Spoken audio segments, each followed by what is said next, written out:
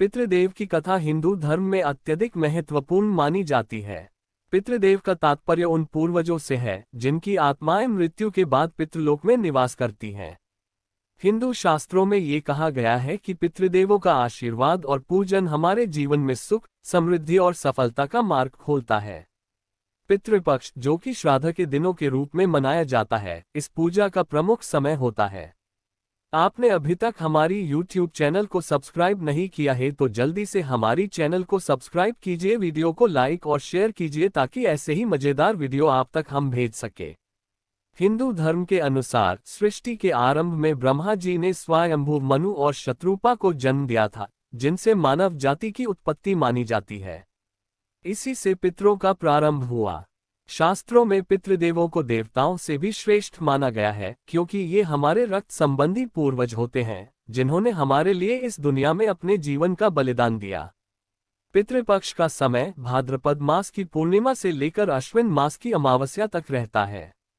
इस समय हमारे पूर्वज पितृलोक से धरती पर आते हैं और अपने वंशजों से श्राद्ध और तर्पण की अपेक्षा रखते हैं।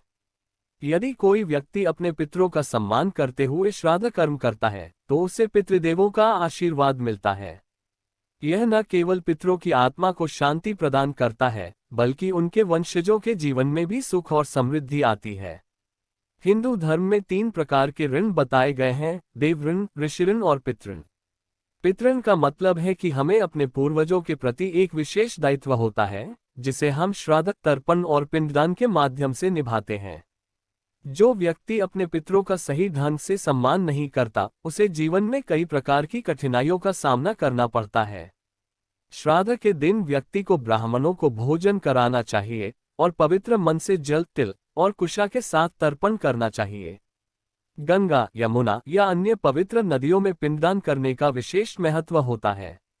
भोजन के साथ साथ गायों, कुत्तों, पक्षियों और अन्य जीवों को भी अन्न देना चाहिए।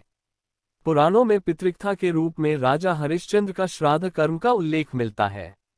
एक समय राजा हरिश्चंद्र ने अपने पितरों की पूजा और श्राद्ध कर्म सही ढंग से नहीं किया, जिसके कारण उनके राज्य में कई प्रकार की समस्याएं उत्पन्न हो गईं। बाद में उन्होंने अपने गुरु के निर्देशानुसार विधिपूर्वक श्राद्ध कर्म किया, तब जाकर उनके पितृ शांत हुए और राज्य में समृद्धि लौटी।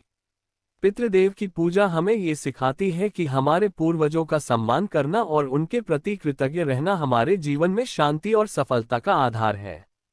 पितृपक्ष और श्राद्ध कर्म हमें अपने पितरों के प्रति दायित्व निभाने का अवसर प्रदान करते हैं, जो हमारे जीवन को बेहतर बनाने में सहायक होते हैं।